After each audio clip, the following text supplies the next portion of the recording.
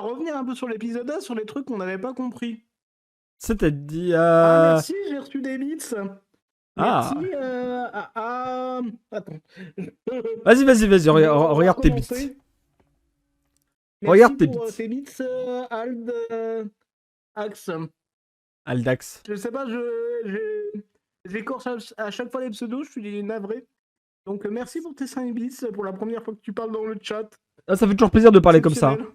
Oui, exactement. Alors du coup... C'était quoi qu'on n'avait pas compris dans l'épisode 1? Rafraîchis-moi la mémoire. Alors, il y a 2 trucs qu'on n'avait pas compris, c'est ceux qui parlaient, tu sais, dans le magnétophone, là, le truc à l'ancienne, là. Oui, Les voix. oui. Donc moi, je regarde des fois plusieurs experts, tu sais, de gens qui regardent plus que nous en détail les épisodes. Ouais. Et donc, ça serait la juge Ravonna et celui qui demeure. D'accord, Dans oui. l'enregistrement dans le passé. Et ben ils en font allusion C'est dans les l'épisode 2, justement, je crois. Et le deuxième, c'est qui brouille Loki dans le futur. En fait, c'est lui-même. D'accord. Il est Donc, instable. ça serait un peu le serpent qui se mord la queue. Ok. Donc, Bah, voilà. Alors, merci des précisions. Si toi, tu veux passer au résumé de l'épisode, je veux bien. Et J'ai bah. noté beaucoup de trucs, voire trop de trucs, et quand je note trop de trucs, on le sait très bien. Je fais n'importe quoi. Un peu confus. Alors, épisode 2 donc, de la deuxième saison de Lucky, qui est directement la suite du premier épisode. Il n'y a pas de saut temporel entre les deux épisodes. On retrouve donc nos héros au sens large, puisqu'on retrouve une fois de plus pour cet épisode Loki Mobius, l'agent de sécu, là, c'est 15 B15. B15, ouais, je crois. Ils ont toujours des chiffres et des lettres, j'ai toujours Oui, moi j'ai du aussi. mal à les retenir. Moi aussi. Et on retrouve même encore Obi du premier épisode qu'on avait vu, donc c'est pas qu'un simple caméo, puisqu'on le retrouve dans cet épisode 2. Et on retrouve aussi Kazé. Oui, donc, le secrétaire là. qui prend plus de place dans la saison 1 que dans la saison 2. Exactement. Et entre parenthèses, si je peux faire une petite parenthèse, si tu me permets. Cet acteur, il me disait quelque chose, je me suis dit bordel, il me dit quelque chose, bordel, il me dit quelque chose, bordel, il me dit quelque chose. Je vais pas le dire 20 fois. Et du coup, j'allais regarder sur son Allociné. Il a joué dans ma série préférée. Je sais pas si tu l'as regardé, c'est du hors Marvel. Il s'appelle The Good Place. Ouais, tu m'en as déjà parlé, je vois ce que c'est, mais non, j'ai pas regardé. Mais donc, il joue un rôle secondaire. Et voilà, trop bien. Voilà. Ok. Point barre. Et cet acte-là, du coup, on retrouve beaucoup plus dans la saison 2 que dans la saison 1. C'est vrai. Voilà. Donc, on retrouve tous nos héros pour ce deuxième épisode. Et globalement, ce deuxième épisode se scinde en deux. Une première partie où tous nos héros poursuivent l'agent lettre-chiffre, je ne sais plus son nom, qui avait trahi la cause. Bradley X5. X5, ok. Donc, qui avait trahi la cause dans le. Bien joué. Qui avait trahi la cause dans la saison 1. Donc, nos héros sont à sa poursuite, le capturent, l'interrogent pour savoir où se cache Sylvie. Et globalement, dans la deuxième partie de l'épisode, ils retrouvent Sylvie. Ils n'arrivent pas à lui faire. Comment dire, ils n'arrivent pas à la faire rallier à leur cause. Et l'épisode va très vite. Puisque à la fin de l'épisode, c'est extrêmement résumé, mais l'épisode est tellement vide. Ils poursuivent Bradley le shop. Ils le font parler. Ils trouvent Sylvie. Et après, on a le droit à une fin de 1 minute 30 où en fait ils se rendent compte que ils élaguent le temps, comme ils appellent ça. C'est-à-dire que tous les embranchements du temps qui ont explosé sont voués à disparaître, sont explosés. Pour ne plus créer de flux temporels différents. Voilà, donc les méchants explosent le temps. De mort. C'est ça. Et globalement, l'épisode 2, c'est tout ce qu'il y a dedans. Et ce fameux X5, pour compléter un peu ce que tu as dit, Michael. Vas-y, n'hésite pas. Il fait sa vie dans un flux temporel. Merci beaucoup, les Princes 2, pour le follow et bienvenue à toi dans la team. Comment ça va français, avec l'AVF en disant où il y a un journaliste qui lui pose la question comment est votre relation avec Brigitte Bardot? Oui, c'est vrai. C'est vrai. C'était pas mal ça. Qu'elle a maintenant, personne n'a envie d'avoir de relation avec elle, surtout vu comme elle est facho. Enfin bref, voilà. Oui, c'est vrai. Ça, t'as raison. Non, j'ai extrêmement résumé très vite, mais j'ai trouvé très très vite ce deuxième épisode. Alors effectivement, on voit un bout de l'histoire de Brad qui explique qu'en fait, depuis qu'il sait que c'est un variant de lui-même, il veut vivre sa vraie vie. Donc, il est décidé de devenir acteur. Voilà, mais c'est tellement secondaire que j'ai même pas besoin de le mettre dans le résumé en fait. Il y a une petite évolution peut-être, si on veut. Et c'est très court, c'est pour ça aussi que je t'ai proposé les news Marvel à la fin pour faire peut-être la meilleure. Hein. Tu fais bien. Donc voilà, du coup, il y a peut-être aussi un truc intéressant dans l'épisode 2. C'est peut-être un peu l'évolution du personnage de Owen Wilson, Mobius. Enfin, Morbius, c'est quelqu'un d'autre. Par rapport à sa remise en question du fait que ce soit un variant. Oui. Le fait qu'il s'énerve contre Bradley X15. Et voilà, et ça rejoint un peu aussi la saison 1. Voilà, où il est un peu en quête d'identité, on va dire, ce Mobius. C'est vrai qu'il est pas mal en quête d'identité dans la première saison. On le voit notamment avec son magazine et ses jet skis, je crois. Il aime les jet skis, mais il ne sait pas ce que c'est, il ne sait pas pourquoi. Voilà. Ça, c'est un truc qui est assez marquant dans la saison 1. Et j'ai noté dans mes notes que l'épisode 2, en tout cas, était un peu plus centré sur lui. Sur Mobius que sur Loki. Ouais, c'était un peu équilibré, en tout cas. Globalement, t'en as pensé quoi de cet épisode? Est-ce que... je l'ai bien aimé. Ok. Globalement, pour moi, c'est un épisode 8, toujours. Oui, de la saison 1, complètement. C'est très bien réalisé, il y a des plans extraordinaires. Plutôt d'accord. Il y a un plan, par exemple, je suis désolé, on en arrive jusque-là tellement que l'histoire est vide, de parler de plans de série, ce qui est bien aussi. Hein. C'est le plan où ils poursuivent Bradley dans les rues de Londres, je crois, et où tu vois des ombres. Les ombres de Loki. Ça, c'est pas mal fait, ça. L'ombre de Bradley qui. La Shikamaru, un peu. Les jeux d'ombre sont Alors, les Princes 2, désolé, je ne peux pas t'accorder le statut de moto. On se connaît pas, tout simplement. Et tous les motos de la chaîne, je les connais personnellement. Donc, je ne peux pas te faire confiance comme ça. Et sinon, opération commerciale sur McDo, encore une fois. C'est vrai. Non, c'est vrai, ce plan, en fait, il y a. Alors, pour expliquer la scène, donc Mobius et Loki sont à la poursuite de Bradley. Loki use de sa magie pour pouvoir le capturer. Effectivement, il y a un plan où est-ce que Loki est dédoublé, détriplé même. Chope Bradley contre le mur. Et donc les trois Loki physiques l'encerclent contre le mur. Et les ombres de Loki projetées contre le mur attrapent Bradley. Et effectivement, ça c'est plutôt pas mal. C'est plutôt impressionnant, c'était plutôt joli à voir. C'est plutôt sympa. Et plutôt, ouais, non, mais par rapport à d'autres, parce qu'on est en train de critiquer ou on critique les anciennes, par exemple, comme She-Hulk, etc., etc. Oui. On critique certaines séries Marvel. Bonjour, stream sans cam. Comment vas-tu? Je croyais que j'avais mis un follower only, je sais pas si ça avait été follow, mais bienvenue à toi en tout cas. Du coup, parce que je me souviens pas de toi. Du coup, qu'est-ce que je disais? Tu disais on critique beaucoup She-Hulk. Je te remercie. Oui, on critiquait beaucoup She-Hulk ou même d'autres films Marvel comme Ant-Man et la Guêpe Quantum Mania. Au niveau de la réalisation, au niveau des plans, au niveau du fond vert même qui était dégueulasse. Que là, c'est vraiment bien travaillé pour le coup. C'est mieux.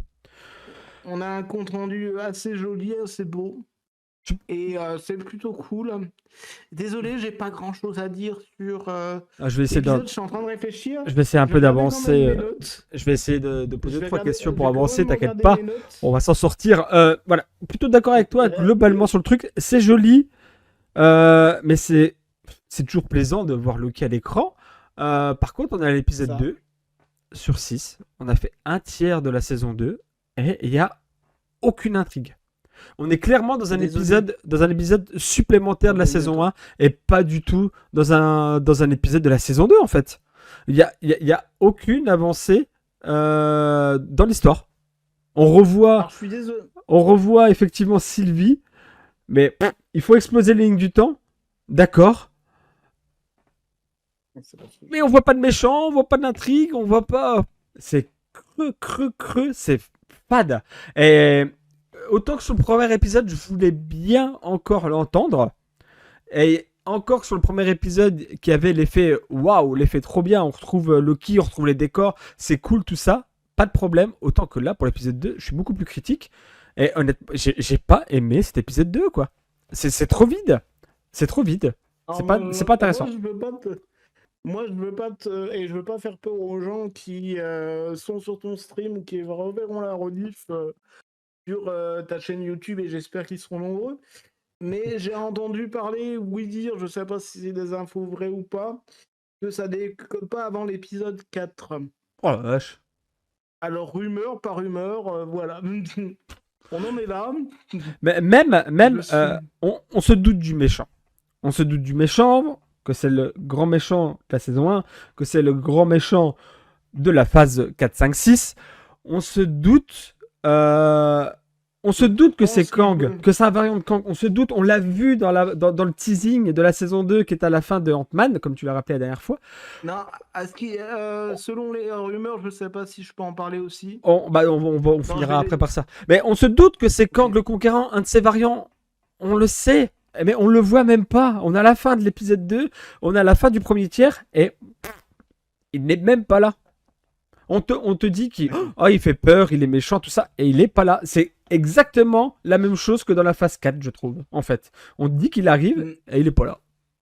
C'est triste, c'est fade. Et puis il y a plein de personnages de la saison 1 qu'on a du mal à retrouver, qu'on retrouve pas en tout cas, qu'on retrouvera peut-être dans l'épisode 3, mais qu'on retrouve pas de la saison 1, comme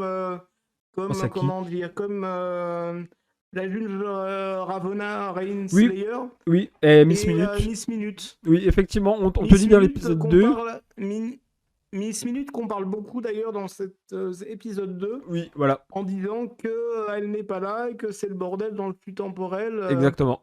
Sans lui. Et je sais plus, je crois que ça doit être Loki qui dit que Miss Minute est une invention du maître de l'évolution, ce que je crois bien volontiers. Non, pas le maître de l'évolution celui qui demeure, pas le maître de l'évolution. Celui qui demeure. Ah oui, excuse-moi. T'inquiète. Voilà. T'inquiète. Mais, donc ouais, pas grand-chose à dire sur cet épisode. Je suis vraiment désolé. Alors, moi je suis déçu. Je pense que, d'après ce que j'entends, t'es assez déçu aussi. Qu'est-ce que t'attends maintenant de l'épisode 3 et de la suite de la série, quoi? Que ça avance un petit peu, que voilà, l'épisode est très bon, c'est un très bon épisode si on avait qu'une saison, en fait. Ouais, exactement. Avec une seule saison. Exactement. Mais voilà, quoi. Les acteurs sont toujours aussi bons. Mais ça avance, j'ai envie de dire que ça avance.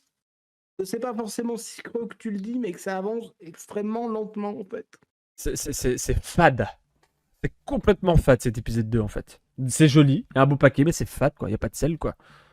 Mais le problème avec les saisons 2, les suites et les trucs comme ça, j'en parlerai si j'ai le temps pour des news Marvel, en tout cas, c'est que les saisons 2 souvent, ou les suites, c'est souvent déceptif par rapport à la saison 1, parce qu'on s'attend toujours à mieux, alors que souvent, des fois, les gens sont à court d'idées.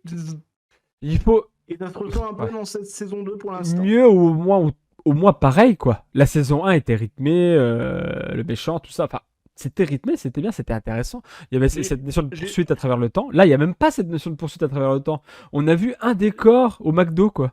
Du coup, non mais par contre, j'ai trouvé qu'il y avait peut-être un chouïa, peut-être plus d'action que dans le premier épisode. Oh putain, je trouve même pas.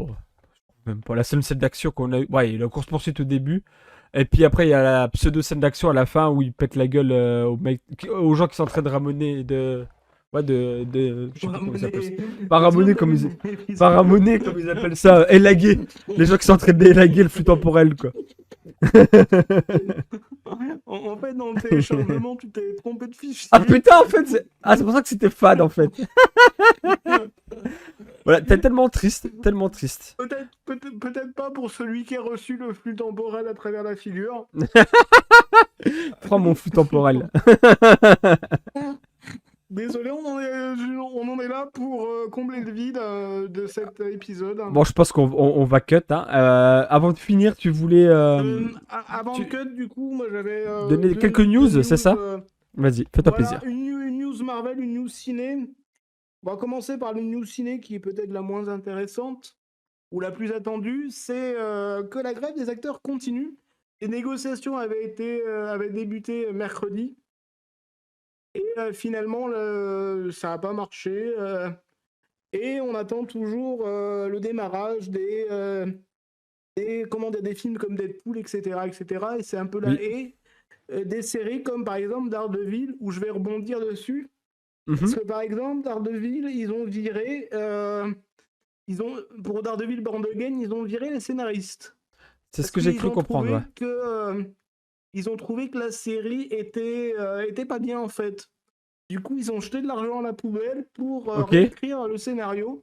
Parce qu'en fait, au départ, les premières rumeurs du coup qui ne seront sûrement pas dans le nouveau scénario en 2024, peut-être 2025 avec la réelle des acteurs, c'était que dans les 4 premiers épisodes, ou dans les premiers épisodes, ou en tout cas dans la plupart des épisodes, Daredevil serait plutôt Matt Murdock que Daredevil. D'accord, donc plutôt... on n'a pas forcément envie de voir. En fait. Plutôt avocat que tabasseur, quoi. Oui, voilà, on n'a pas envie de voir, on n'a surtout pas envie de voir, en tout cas, je sais pas pour toi, je sais pas si t'as vu Daredevil. La première saison. Mais on a... Ah, dommage. Mais en tout cas, voilà, pour un truc de super-héros, on n'a pas forcément envie de voir une série judiciaire comme She-Hulk. Ouais, c'est ça. C'est exactement ça. Voilà, si c'est comme She-Hulk, voilà, surtout moi j'ai vu les 3 saisons de Daredevil qui sont pour moi des bangers. Du coup, moi j'ai pas envie de voir une série judiciaire comme New York Police Judiciaire comme She-Hulk. Cold Case. Mais j'ai envie de voir vraiment des trucs d'action du coup. Peut-être que c'est une bonne nouvelle qu'ils aient changé et viré des scénaristes comme ça. C'est peut-être une bonne nouvelle, effectivement. Je ne sais pas sur YouTube, quand tu vas upload la vidéo, ou sur ton chat, ce que les gens pourraient en penser, mais voilà, en tout cas, c'est sur la table. Moi, je pense que c'est plutôt une bonne nouvelle. Il y a pas mal de reports à cause de la grève aussi des acteurs. Des séries qui sont déplacées en 2025, 2024, 2025. Donc, dans les trous, dans les films, des séries Marvel, des films Marvel, il va y avoir des gros trous, je pense, pendant une période. Bah là, il y a déjà beaucoup moins des films et séries en ce moment. Ouais, mais là, il va y avoir, je pense, pas mal de blanc pendant un certain moment, le temps que tout reprenne à la normale, en tout cas. Ça marche. Merci pour ces actus. Donc voilà. Je remercie la team d'avoir suivi la vidéo. N'hésitez pas à aimer, à partager et à commenter la vidéo. C'est ce qui nous fait avancer. C'est pas une légende. La chaîne Mikami, c'est pas qu'une chaîne YouTube. On a un Twitch. On stream plusieurs fois par semaine. On est également sur tous les réseaux. On a du Twitter, on a du Facebook, on a du Instagram, on a du TikTok. N'hésitez pas à faire un tour sur chacun d'entre eux. Vous trouvez tous les liens juste en bas. Allez, sur ce la team. À la prochaine.